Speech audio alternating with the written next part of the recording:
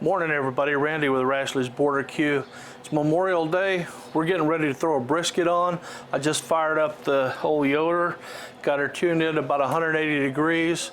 I want to run that brisket at 180 for a couple hours, put some smoke on it, then bump it up to about 250 to finish it out. Probably wrap it at 160. Got up a little late. I'm going to need to speed the cook up a bit. Otherwise I wouldn't wrap it, but yeah, I will. So y'all stay tuned. I'll get the brisket out here and y'all can watch me prep it up. It's gonna be real simple. We'll probably put a little olive oil rub on it just to help hold the spices, some Chupacabra rub, and toss it in the grill. We'll be back.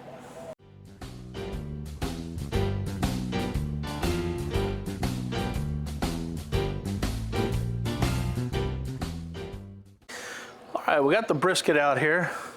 We're going to be seasoning it up with Chupacabra Brisket Magic.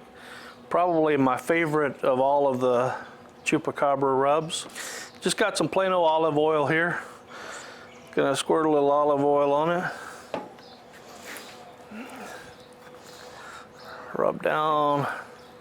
That'll help the rub stick to it. We'll go ahead and do the fat side too.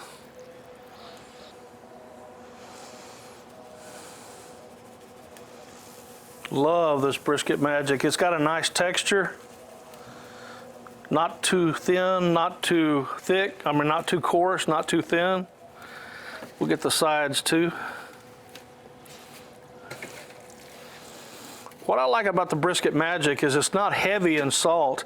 You can go ahead and put a good dose of seasoning on it without over salting your meat. Now let's get the good side. Kind of thin on one end. It was on sale, that's probably why, but it'll be fine. Yeah, since we're not going to cook it all the way up to our finished temp unwrapped, it'll probably be all right. Get some smoke on it, get it up to about 160. Reason we go to 160, a couple of reasons. One, after 140 degrees, you're not going to absorb any more smoke anyway. It doesn't help the smoke ring. And two, at about 160 degrees to 170 degrees, we hit a stall. That's when the moisture is coming out of the brisket and the sweating action kind of acts as a cooler, and it hangs at 160 to 170 degrees for hours. So by wrapping it, you punch through that stall. We call that the stall. You punch through that stall and get it cooked out easier or quicker. Like I say, I slept late, so got a late start. I'm gonna have to try to expedite the cook a little bit.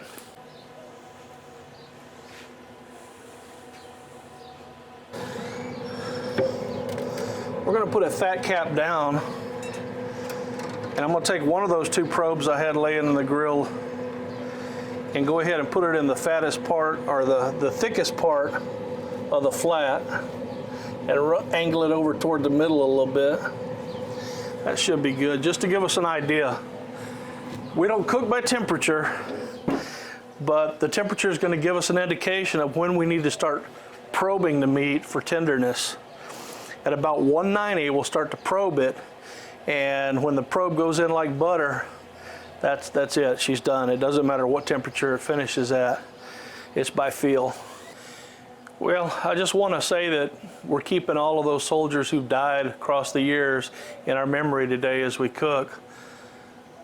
I'll eat a piece of brisket for them, and let's remember their families too, because it's not just the soldiers that sacrifice their lives, it's those families who lost loved ones. Keep them in your mind today as we go through this Memorial Day. We'll come back and check on this brisket in a few hours. We'll run it about 180. Like I said, for a couple hours, get some smoke on it, and then I'll raise the pit up to about 250, and we'll run it at 250 for the rest of the cook. It's been about 2 hours since we put the brisket on. It's been running at 180, keeping nice steady temperature. We just bumped it up to 250, and we're gonna let it go. May spritz it with some apple cider vinegar and some kind of fruit juice mixed together. May start spritzing it a little bit just to keep the outside moist. We'll see how it goes, see how dry it gets. Play it by ear, we'll be back. we got a mix here of about half apple cider vinegar and half pineapple and orange juice. Just give it a good spritz. And let it go for another hour or so. It's up to about 127 internal, so about another 40 degrees or so, and we'll be wrapping it.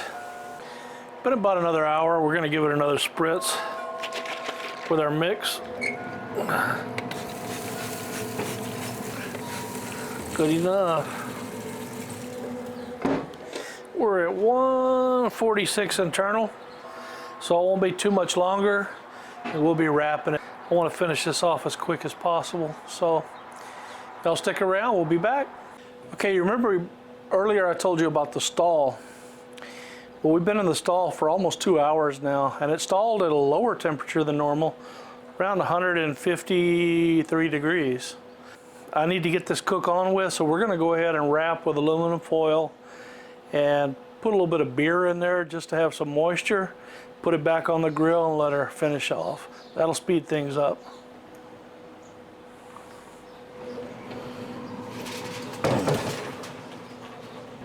It's got a real pretty color to it. Nice mahogany.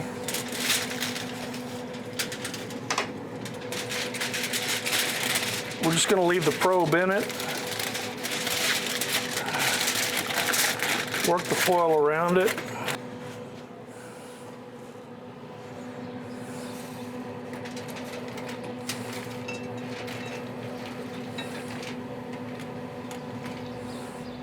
That should be plenty.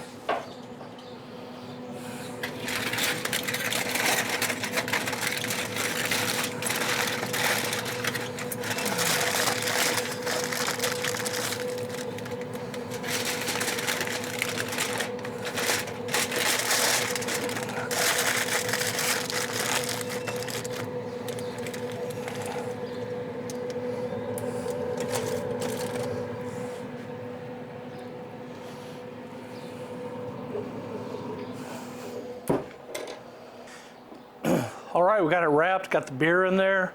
That'll keep it moist on bottom, keep the heat from burning the bottom of it. On these pits, the heat tends to concentrate on the bottom. We'll let it go a while and come check on it. All right, we wrapped it about 2 hours ago, and it's come up from 150 to 190. But still probing kind of tough. So even though it's 190, we're gonna leave it till it gets probe tender. When this probe goes in real easy, then it's done. That may be 200 degrees, maybe 195, we just never know. All right, brisket's done when brisket's done.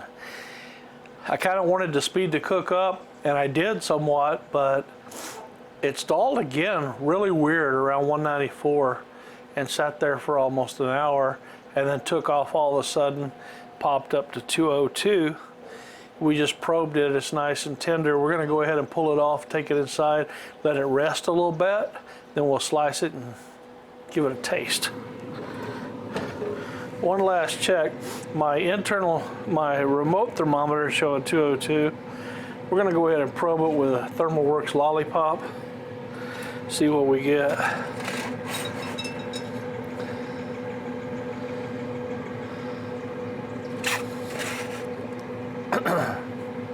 Oh yeah, definitely got a lot more tender in the last 20 minutes. It's probing 200 to 203, depending on where we stick it. So, and it's nice and soft. We're gonna go ahead and call it so that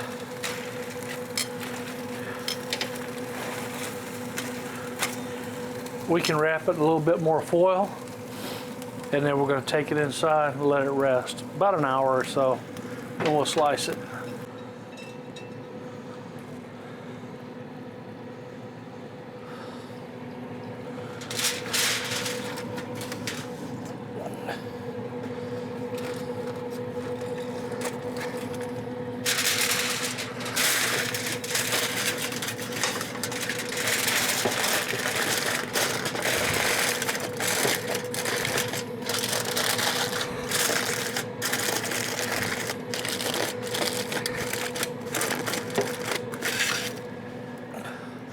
That's it. We're gonna hit the power switch on the Yoder.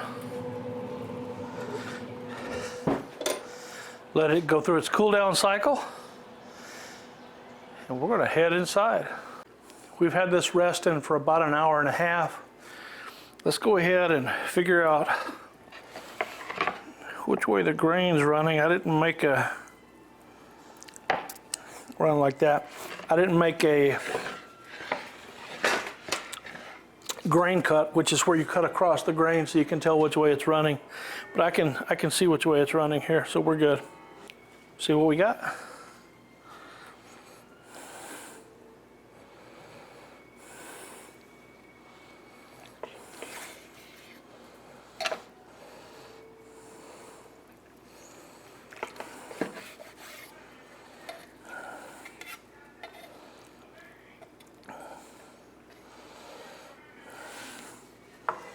There's what we got. We got a real nice smoke ring. Not real thick, but it's very, very pronounced. Probably between an 1/8 and 1/4 of an inch thick. Bend test there. Pull test. Oh yeah. That's what we got.